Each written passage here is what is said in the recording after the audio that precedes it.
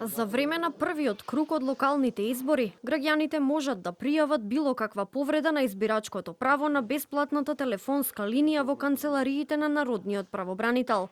Телефонската линија ќе биде отворена до завршување на гласањето, а освен телефонски, граѓаните можат да пријавуваат и повреда на избирачкото право и физички во сите 7 канцеларии на Народниот правобранител. Телефонската линија 0800 54321, која е отворена за пријавување на повреда на избирачкото право, ќе функционира до 19 часот.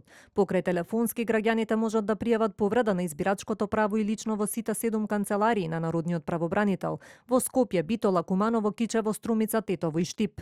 За заштита на личното избирачко право, граѓаните можат да поднесуваат приговори и до Државната изборна комисија.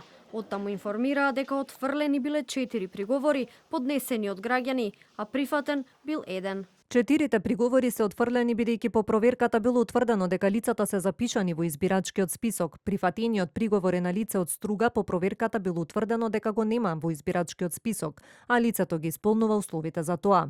Па така, ова лице денеска ќе гласа на избирачко место во општина Струга. Од ДИК велат дека на лицата на кои ќе им биде прифатен приговор, со себе задолжително да го носат решението, за да им биде овозможено да гласаат.